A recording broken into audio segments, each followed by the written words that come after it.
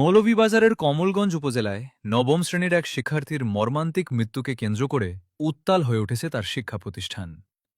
ইফটিজিংয়ের অভিযোগে অতিষ্ঠ হয়ে আত্মহত্যার পথ বেছে নেওয়া শিক্ষার্থী মিম আক্তারের মৃত্যুর সুষ্ঠু তদন্ত এবং দোষীদের দৃষ্টান্তমূলক শাস্তির দাবিতে মানববন্ধন করেছেন বিদ্যালয়ের শিক্ষক, শিক্ষার্থী ও সহপাঠীরা।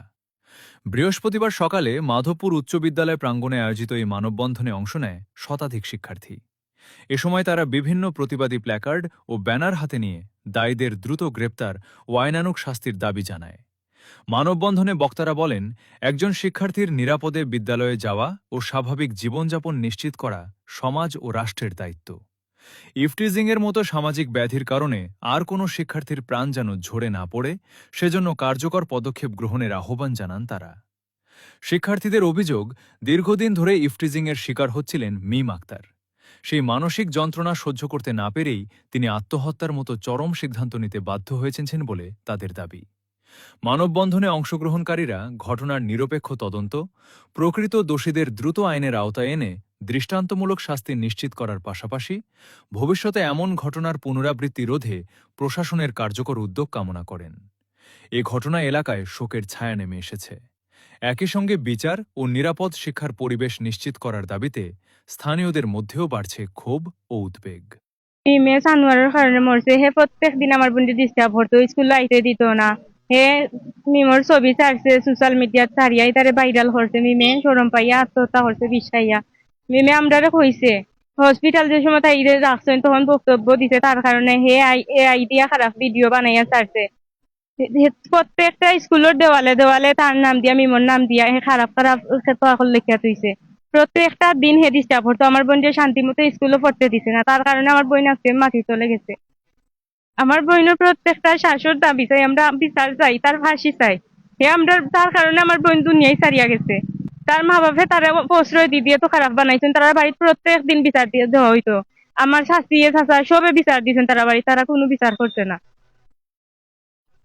মিম আমাদের ক্লাসমেট, আমরা এক ক্লাসেই পড়ি। সানোয়ার তাকে অনেক বিরক্ত করতো ক্লাসে এসে।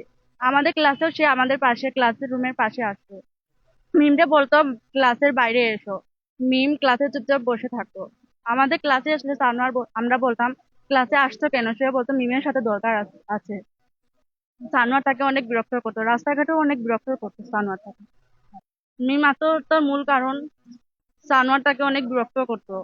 রাস্তাঘাটে পেলে তার সাথে কথা বলতে চাইতো, সেজন্যই সে আত্মহত্যা করতো। আমি মিমাক্তারর হত্যা বিচার চাই। মিমাক্তার এই সানোয়ার মিয়ার পছন্দ মিয়ার ছেলে সানোয়ার মিয়ার লাগিয়া আজকে মারা গেছে। স্কুল বাদ দেওয়ানি হয়েছে, মাদ্রাসা বাদ দেওয়ানি হয়েছে সানোয়ার মিয়ার লাগে। একজন ছেলের যে বিচার তোমরা করো না, সবাই প্রশাসনও করে না, তারা 10জন ছেলে এরকম কাজ করবো, তার সাবাস বাড়ি যাইব। আমরা মেয়েরা আমরা কিতা লেখাপড়া করাইতাম না নি, বাচ্চারা কিতা রাস্তাত বাড়িতো না, মা বাপ গার্জেন তাক বলে সবসময় লগে। মিম মারা গেছে, তার ইজ্জতর বয়ে তার ছবি ব্ল্যাকমেল করছে, ফেসবুকও ছাড়ছে। মিমে ইজ্জতর বয়ে বিষ খাইয়া মারা গেছে। যখন মিম মারা গেছে তখন আমরা কইছি যা তোমরা মেডিকেল গিয়া মেয়েটারে দেখো গিয়া, তারা গেছে না, কইছে না মিমে বিষ খাইছে, আমরা কোনো আসে যায় না। মাধবপুর হাই স্কুলের নবম শ্রেণীর যে ছাত্রী মিমের মৃত্যুর কারণে আজকে যে এই স্কুলের ছাত্রছাত্রী এবং অভিভাবক সহ আমরা একত্রিত হয়ে আজকের এই মানববন্ধনের কর্মসূচির আয়োজন করেছি।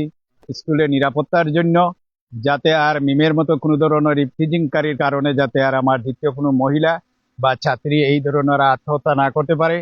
স্কুলটা এখানে চা শ্রমিকদের এরিয়ার ভিতরে, অনেক গ্রামের ভিতর থেকে অনেক মেয়েরা আসতে ভয়ভীতি পায়।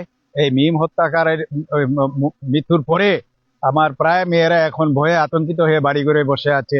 আমি ফোন দিয়েও আমার স্কুলে আনতে পারতেছি না।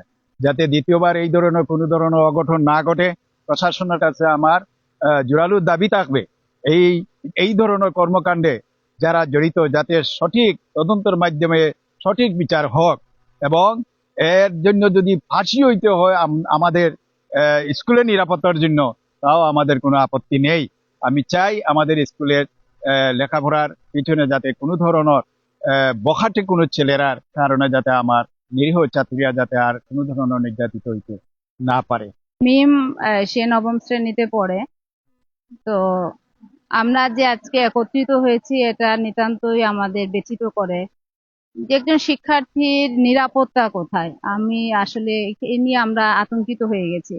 যে শিক্ষার্থীরা যদি বিদ্যালয়ে আসা যাওয়ার পথে যদি এইভাবে হয়রানির সম্মুখীন হয়, যে যে কারোর দ্বারা হোক, একজন মেয়ে হিসেবে, আমি একজন নারী হিসেবে একজন মেয়ের নিরাপত্তা চাই, এবং অন্যান্য ছাত্রীরাও নিরাপত্তাহীনতায় ভুগছে এবং আমরাও আতঙ্কিত। আসলে এভাবে করলে স্টুডেন্টরা, মেয়েরা কিভাবে চলাফেরা করবে?